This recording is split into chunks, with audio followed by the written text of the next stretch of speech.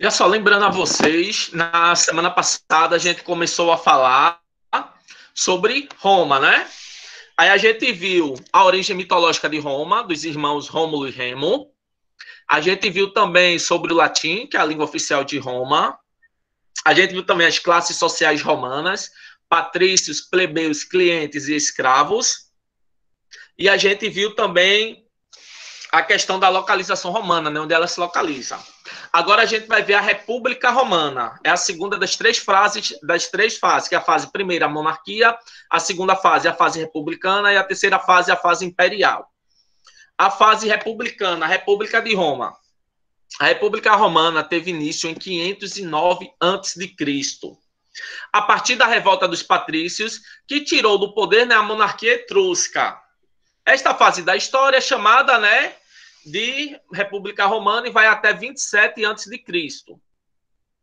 A história da República se inicia em 509, com a deposição do rei Lício Tarquínio Suburbus, e termina em 27, com a fundação do Império Romano por Augusto. Quase todo mundo conhecido da época, as sucessivas conquistas, as grandes transformações sociais, econômicas, políticas e culturais de Roma vai se dar nesse período chamado República. Então, por que república? A república, em tese, é um governo da maioria. Quando a gente fala em república, a gente está falando um governo da maioria, onde a maioria dos cidadãos romanos tinham que escolher quem seriam seus líderes. E quem eram esses cidadãos? Normalmente eram os patrícios, a elite romana, eles que tinham o poder, né? Eles que escolhiam quem deveria e quem não deveria governar dentro do Império Romano. Alguém pediu para entrar na aula. Deixa eu aceitar. Pronto. Aí, os cargos, né, a estrutura de poder de Roma. Eu queria que vocês pudessem tirar um print dessa tela, que essa tela vai ser muito importante na provinha de vocês, nos testes, em tudo, sobre Roma. Essa parte aqui vai ser bem interessante. Quem puder tirar um print sobre da Professor, tela. Oi. você vai liberar o slide, né? Vou liberar o Ah, então slide. não O precisa slide vai tirar estar. print, não. Pronto, mas é porque tem gente que gosta, né, de tirar print, mas o slide vai estar, o slide com as atividades, com a aula gravada, vai estar todo o esqueminha lá no Classroom. Ah, se Então, a tiver o estrutura slide lá no Classroom, então eu não vou tirar print, não. Não precisa, não. Pronto, beleza. A estrutura de poder romana, no caso das instituições, existiam 4 instituições principais dentro dessa estrutura de poder romana, que era a principal de todas, o Senado. Todas essas instituições só podiam participar patrícios, só a elite romana, só os patrícios que poderiam participar. Então, a gente tinha o Senado, a gente tinha a Assembleia Popular, a gente tem a Assembleia das Tribos e a gente tem a Assembleia Centuriata. São essas 4 instituições. O Senado. O Senado era composto por 300 membros, todos de origem patrícia. O Senado dirigia a política externa e interna, questão de conquistas de territórios, questão dos impostos, tudo que era decidido dentro do Império Romano era feito pelos senados, pelos senadores. Eles controlavam a atuação dos magistrados e eles também propunham as leis. A principal instituição dentro da República Romana era o Senado. A gente tinha também a Assembleia Popular, a Assembleia da Tribo e a Assembleia Centuriata. A Assembleia da Tribo, a Assembleia Popular, ela elegia os tribunos da plebe. Os plebeus eram eleitos anualmente, normalmente eram em 2, e eles tinham o poder de anular as decisões que eram contrárias ao interesse da plebe. Então, todos os plebeus votavam. Lembrando o seguinte, o patrício era aquela pessoa descendente das 4 tribos romanas, independente se ele era rico ou pobre. O dinheiro não era uma condição fundamental dentro da estrutura republicana romana, não. O fundamental para eles era o seu nascimento. Se você era um patrício, se você era plebeu, se você era um cliente, se você era um escravo, de família escravizada. Tinha patrícios que eram pobres e tinham plebeus que eram os ricos. Então, os plebeus que eram ricos, que tinham mais poder de influência, eles podiam se tornar tribunos da plebe. A Assembleia das Tribos poderia escolher os edil. Quem era os edil? Os edil eram as pessoas que supervisionavam o serviço público. Era como se fossem os nossos prefeitos. O edil era o cara responsável por supervisionar o serviço público. Dizer, olha, a gente vai calçar rua, a gente vai colocar postes, a gente vai fazer termas, a gente vai fazer coliseus. Então, quem escolhia tudo isso era o edil. Era uma espécie de prefeito. O questor, que era outro cargo dentro da República Romana, o cargo de questor. O questor era o cara responsável pelo dinheiro, o que administrava, né, o tesouro público. Era ele que cobrava os impostos e era ele que administrava todo o dinheiro de cada cidade dentro da província, dentro do Império Romano, né? Dentro da República Romana, ainda não estamos no Império, dentro da República Romana. Aí das assembleias, a mais importante era a Assembleia Centuriata.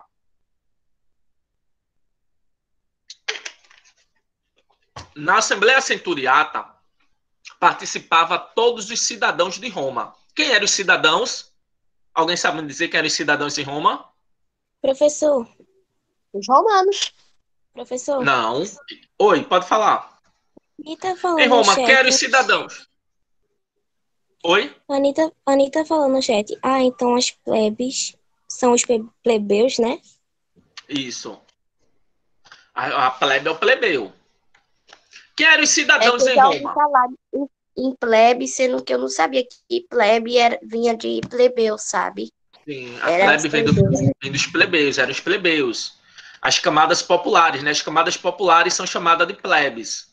A maioria da população, no caso, é chamada de plebe. Quem eram os cidadãos em Roma? Alguém sabe? Tem alguma ideia de quem eram os cidadãos em Roma? Não sei. Eram os patrícios. Isso, os cidadãos em Roma eram os patrícios. Veio de plebeus, né? Oi? Era só se lembrar do nome veio de plebeus. Isso, plebe vem de plebeus. Os patrícios eram os únicos que tinham poder. Eles eram os cidadãos em Roma, só eles podiam participar da Assembleia Centuriata. Eles aprovavam... Eu lembrei que o senhor falou em uma aula, que os patrícios eram os únicos que podiam fazer parte do comércio e tal. Sim, os patrícios eram os únicos, né, que podiam eleger os magistrados. Eles eram os cidadãos. Aí outros cargos da magistratura romana que a gente tem um censor, que ele fazia a contagem da população, eles cuidavam da arrecadação de impostos e responsável pelos bons costumes, eram os censores. Os pretor administrava a justiça, seria como se fosse a polícia. Eram os caras responsáveis por administrar a justiça. Hoje a gente chamaria de polícia. Os cônsules, que eram eleitos anualmente, eram 2 cônsules, eles comandavam o exército e coordenavam a vida pública. De todos esses cargos, os mais importantes era o cargo de cônsul.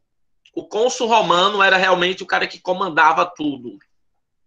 E tinha o cargo de ditador, que por um período de 6 meses eram escolhidos pelos cônsules uma pessoa, né, para ser o ditador, para governar Roma com poder absoluto, para governar Roma da maneira que bem entendesse, que bem quisesse, com poder absoluto. Aí este cargo era chamado de ditador. Eram os ditadores. Nossa, que maldade, professor. Pelo amor de Deus. Por que maldade? Porque às vezes, assim, os ditadores, assim, às vezes eram pessoas, assim, como é que eu posso dizer? Mas ruins, exatamente. Eu tinha me esquecido dessa palavra. Mas veja só, nós, na humanidade, nós somos cruéis, a gente só lembra das pessoas ruins, as pessoas cruéis. Se você for bonzinho, você não vai conseguir ser líder, você não vai conseguir governar. Para ser líder, para ser governador, tem que ser um cara mau. Os bonzinhos não vão governar nunca. Isso é verdade. Quando a gente estuda história, nossa matéria, né? História, a gente estuda os bonzinhos? Não. A gente estuda quem? Hitler, Mussolini, Vargas, Nero, em Roma. A gente só estuda as figuras maus. A gente não estuda a história dos bonzinhos, não. Os bonzinhos, eles são esquecidos na história. E para você ser um ditador, para você ser um líder, você vai ter que tomar algumas atitudes duras. É a lógica da vida. A vida é assim. O poder é assim. Vocês nunca ouviram uma frase que o poder corrompe as pessoas? Era normal. Oi? Alguém falou, né? Mas só que eu não entendi. Ah, feito Bolsonaro, né, professor? Sim, antigamente era normal ter ditadura. Não que eu concorde. Veja só, não que eu concorde com tudo que ele faz. Não só ele, mas o que esses caras fazem. Mas a gente estuda as pessoas maus. A gente não estuda na história os bonzinhos. Ninguém estuda Dalai Lama. Vamos estudar a história de Dalai Lama. A gente não estuda. Jesus Cristo, a gente só estuda um pedacinho que a gente vai estudar sobre o cristianismo. A vida de Jesus Cristo, um pedacinho de nada. Agora, no 6º ano, depois vocês não vão estudar mais nada. Vai estudar, sim, a estrutura social, os fundamentos do cristianismo, que é a religião dele, mas ele em si não se estuda. Professor, eu estudo cristianismo lá na igreja já, na catequese. Pronto, na igreja aí a gente estuda, a gente vê. Não pode, né? Na igreja, mas assim, dentro da história, a gente só estuda os personagens maus. Os personagens bons, eles são esquecidos pela história. E em Roma é a mesma coisa. Veja só, Roma teve mais de 40 imperadores. Mas a gente estuda só os meninos maus. Nero, Calígula, Otávio. A gente não estuda Teodósio III, que foi um cara em período de paz. Ninguém estuda o período de paz. A gente só lembra do período de guerra. A gente não lembra do período de paz. Professor! Oi. Pode falar. Acho que o senhor vai ter que desativar o chat, porque as pessoas estão falando besteira. Professor, a minha professora do ano passado, quando disse que ela disse, talvez... Pronto, chat desativado. Pode continuar falando. Velho, se todos cooperassem, a gente podia usar o chat. Só que, velho, só fica conversando. Porque tá com medo que o Bolsonaro... Só que eles não param. Eu parei, eu até avisei que eu parei. Então vamos continuar aqui. Então o ditador, né, o último caso aí da magistratura romana. Os plebeus, eles vão lutar para ter melhores condições de vida. Então, em 494 a.C., os plebeus vão se retirar para o Monte Sagrado, exigindo a criação de um cargo político controlado exclusivamente por plebeus. É quando vai se criar o cargo de tribunato da plebe, né? Que poderia vetar as leis que contrariam os interesses dos plebeus. Após uma série de revoltas, vão ser criadas algumas leis também que vão ajudar os plebeus. As mais famosas são Lei das 12 Tábuas, que é um dos fundamentos, né, do direito romano. É uma das primeiras leis escritas que a gente tem, que é a Lei das 12 Tábuas romanas. A Lei Canuleia, que vai garantir direitos civis iguais, permitindo o casamento entre patrícios e plebeus. Antes da Lei Canuleia, patrício só casava com patrício, plebeu só casava com plebeu, cliente só casava com cliente, escravo só casa com escravo. A partir da Lei Canuleia, vai poder misturar as classes sociais. Vai haver a miscigenação maior, né, dentro de Roma. A Lei Licínia vai abolir a escravidão por dívidas e permitir aos plebeus o uso das terras do Estado. Plebeus que tinham dinheiro, né, vão ter acesso a cargos políticos. A Lei Órgona permitiu o acesso do plebeu aos colégios sacerdotais e ao consulado, ou seja, os plebeus vão poder adorar os deuses romanos. E a Lei Hortência, que dava direito aos plebeus de vetar algumas decisões do Senado. As decisões do Senado que não fossem favoráveis aos plebeus, ou eles tinham o direito também de vetar através da Lei Hortência. Então, essas foram algumas leis criadas para beneficiar os plebeus. Posso fazer uma pergunta? Pode. E se os plebeus não se casassem com os patrícios? E o que acontece? Não, porque o que acontecia, muitas vezes, vamos dizer que alguém, vamos dizer que tu é de uma família patrícia, só que tu não tem tanto dinheiro, mas tu tem um plebeu que é rico, que quer casar contigo. Aí juntava o útil ao agradável. Tu era patrícia, tinha direitos, direitos sociais, direitos políticos, e podia casar com um plebeu rico, que aí teus filhos seriam patrícios ricos, que teriam muito mais condições de ter uma vida, de galgar cargos dentro da estrutura romana.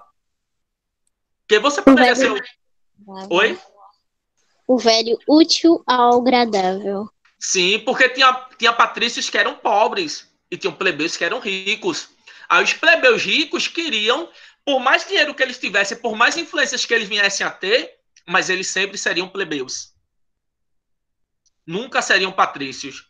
E aí eles queriam garantir que famílias patrícias pobres, os seus descendentes também, eles queriam garantir que tivessem poder, né, tivessem força dentro da estrutura econômica, política e social romana, que é muito importante a questão, né, financeira, a questão do dinheiro passa a se tornar importante para eles. A formação e expansão territorial de Roma. A gente tem duas fases distintas. A primeira fase é a fase do abastecimento de escravos, que vai a colonização ali da Península Itálica. E a segunda fase começa a partir das guerras púnicas, que foi a guerra entre Roma e Cartago. Cartago é no norte da África e era um lugar também que rivalizava com Roma. E eles tinham diversos interesses em comum. Tanto Cartago quanto Roma, eles brigavam pelo comércio, pelos escravos, dentro dos exércitos. E aí eles começaram uma guerra entre eles, né? Uma guerra para saber qual dos dois iria dominar toda a bacia do Mediterrâneo. Roma vence essa batalha contra Cartago, a cidade de Roma, né? Que ainda não é o Império de Roma, a cidade de Roma vai vencer essa batalha contra Cartago. E a partir daí, Roma vai se tornar a maior potência do Mediterrâneo. É quando vai surgir uma expressão romana muito famosa, que é a expressão Mare Nostrum, ou seja, o Mar Meu. Os cartagenses perderam a guerra e tiveram de pagar uma pesada indenização. Entregaram a Espanha e seus navios de guerra. Aí o Império Romano começa, a cidade de Roma, a República Romana, começa a crescer cada vez mais, né? Vai se tornar um império. Vai haver uma maior influência da cultura helenística devido à anexação da Grécia e da Macedônia. As mudanças provocadas pela expansão levou ao acirramento e à crise na República. E a luta pelo poder por homens novos, como eu disse a vocês antes, elementos de origem plebeia, que vão enriquecer com as conquistas e vão querer mais direitos. Vai haver também, por consequência, uma marginalização da plebe, que é a crise da pequena propriedade, que não vai conseguir produzir, né, grandes latifúndios escravistas. Aí, nesse meio, a gente vai analisar a situação dos escravos. O escravo mais famoso, a revolta mais famosa que eu faço, a revolta de Espartacus. Tem até na Netflix essa revolta, eu não sei se alguém aqui já assistiu, a revolta de Espartacus, que é algo bem interessante. Aonde os escravos, né, eles constituíam uma mercadoria e a principal fonte fornecedora da guerra. O escravo, ele podia se tornar livre desde que ele se alistasse no exército romano e merecesse a sua liberdade, que eles chamam de manumissão. A escravidão também vai contribuir para a falência do trabalho livre, porque os cidadãos romanos, patrícios romanos e os plebeus ricos não vão querer trabalhar, vai colocar tudo sobre os escravos. E, devido às condições do quais era submetido, houveram várias revoltas. A mais conhecida é a revolta de Espartaco, né? E os escravos também trabalhavam muito no setor doméstico, fazendo os serviços domésticos. Um patrício romano, uma pessoa rica em Roma, o seu único papel era estudar, era ler, se tornar uma pessoa culta. E aos escravos cabia todo o trabalho manual e todo o trabalho braçal. Professor? Oi, pode falar. Por favor, como é o nome desse filme da Netflix, por favor, é A Revolta de quê? Espartaco. Espartaco, a revolta de Espartaco. Ah, é a A revolta de Espartaco, que fala um pouquinho, trata sobre isso um pouquinho, né? Por que tu assistiu, Anitta? Não, eu vou ver se Tem eu no consigo YouTube o assistir já documentário depois da sobre minha filha. Espartaco, é mais curto e eu acho bem mais fácil de entender, porque a série da Netflix tem muita coisa que não bate bem com a história. No YouTube, você colocar no YouTube a revolta de Espartaco, aí tem um documentáriozinho que é curtinho, é meia hora só, e você entende bem a questão da escravidão dentro da República Romana. Vocês procurem no certo. YouTube, que é melhor para vocês até de ver. Ok. Espartaco, no PA, tem acento agudo, né? Isso, Espartaco. Obrigada. Aí os escravos, né, que foram rebelados com Espartaco, foram, a maioria, crucificados, né? A crucificação, que a gente escuta falar muito da crucificação por causa de Cristo, mas em Roma a crucificação era um dos castigos mais comuns. E aí os escravos, eles, da revolta de Espartaco, eles foram sufocados por Pompeu e Crasso, e eles foram crucificados, o que aconteceu com eles no final, né, de tudo isso. Aí algo bem interessante, que a diferença que tem entre a escravidão na antiguidade e a escravidão hoje. Hoje não, né, no mundo moderno, como era. Em Roma, a escravidão era basicamente uma coerção física, como forma de garantir a submissão do escravo. O escravo era considerado uma mercadoria, né, em ambas as épocas, e eles também não tinham direitos políticos. Só que no mundo antigo, a escravidão era um modo de produção, enquanto que na Idade Média, a escravidão na Idade Moderna, a escravidão estava ligada intimamente à produção capitalista. Escravo era dinheiro. Em Roma, não. Em Roma, escravo era status. Eu não quero trabalhar, eu tenho um escravo para fazer tudo para mim. Enquanto que no mundo moderno, o escravo era dinheiro. O escravo poderia ser comprado e vendido.